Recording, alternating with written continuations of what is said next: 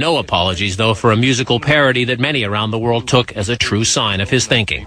Bomberan, you know, bomb, bomb, bomb, bomb. Anyway. When veterans are together, veterans joke. And I was with veterans and we were joking. And if somebody can't understand that, my answer is please get a life.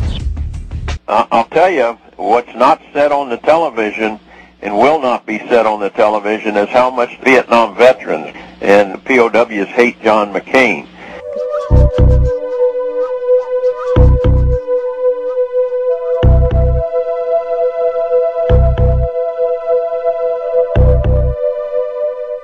The Senate felt compelled to set up this select committee, and that it took them 9 months to set up the committee, mainly because of the opposition of Senator McCain, who was bitterly opposed to any attempt to find the POWs, which is remarkable, seeing that he was a POW himself. No instance would he ever give in and say there were POWs left behind. And my first question is, how would he know, or not know? So just that which is reasonable he never exhibited, and I don't know why. Maybe it's a guilt complex. Maybe he promised the Vietnamese something. Okay, and I don't know what it is. And maybe he actually believes that. That would be the saddest of all. He probably did more harm to the idea of trying to get the truth out than any other single person through the efforts he did to block the release of classified intelligence dealing with the POW-MIA problem. McCain stepped in and in effect made it harder to get documentation. That certainly hurt us because we had hoped for a massive release of documentation. Many documents were held back for no reason, and our goal on the committee was to just dump this stuff, to declassify it literally to the public. But of course, they withheld information from the committee. The U.S. government held all kinds of information from the committee, withheld information from the committee. I know that for a fact. He didn't want nobody to check his background, because a lot of POWs that were with him in the camp said he was a collaborator of the enemy. And he didn't want nobody looking into his background in the camp, what went on in that camp. That stuff is still classified, so nobody can see it. And he just had it classified forever, so nobody will ever look at it.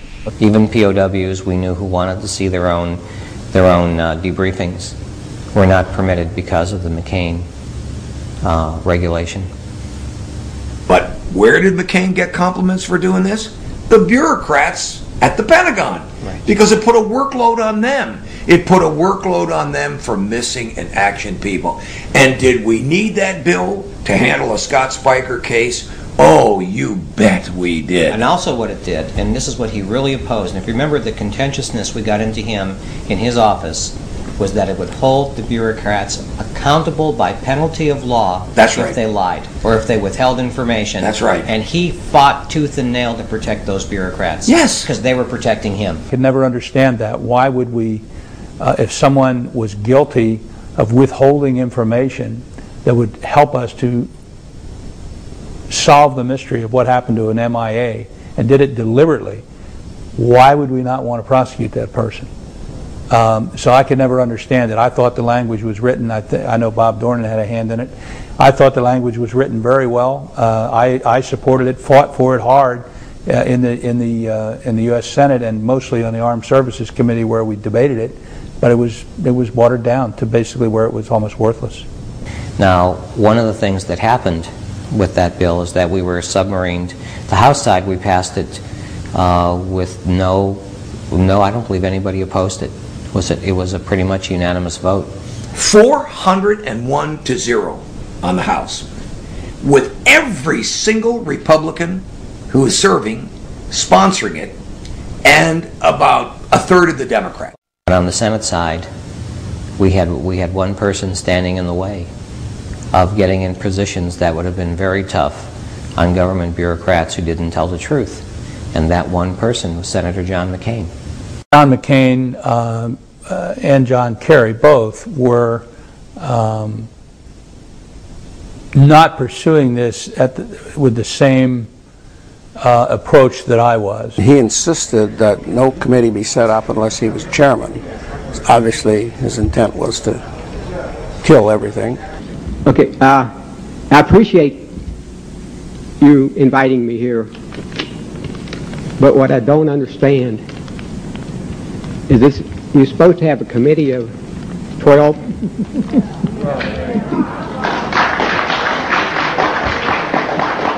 All my congressmen from Connecticut walked out. All the senators were on that panel. They all walked away. McCain took off. Kerry took off.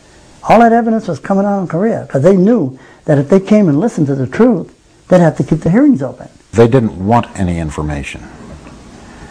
So they weren't interested in doing anything with the information other than trying to discredit it. North Korea did not return a large number of American servicemen at the end of the war, and that some of the men left behind were sent to communist China and to the Soviet Union. Internal documents and statements made at the time also show that our government believed that men were still alive in captivity, and until only a few months ago has kept that reality from the American people. It has covered up what it knew through a pattern of denial, misleading statements, in some cases lies, and by doing so with regard to the Korean conflict, it broke its commitment with the people who put on the uniform to fight for the freedoms and protection that we and our allies enjoy today. What I found interesting was that, coincidental to Kerry running the committee, Vietnam gave to Kerry's family sole rights for the negotiation of all real estate issues within Vietnam.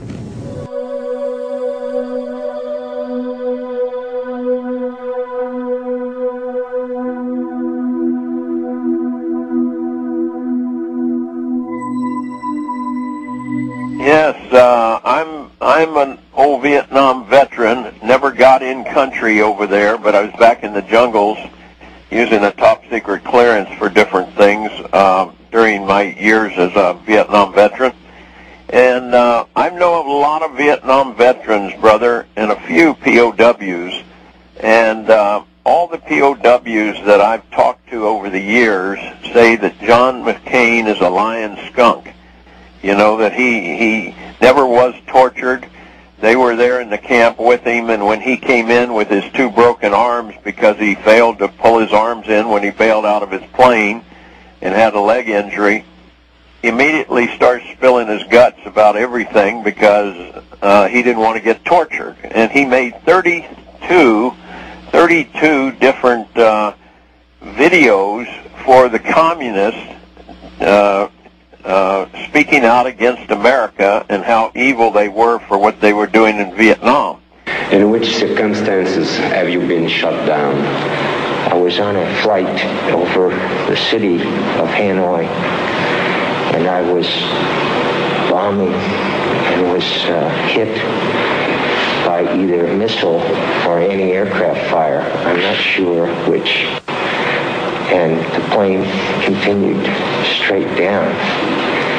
And I ejected and broke my leg and both arms and went into a lake, parachuted into a lake. Information shows that he made over 32 tapes of propaganda for the Vietnamese government.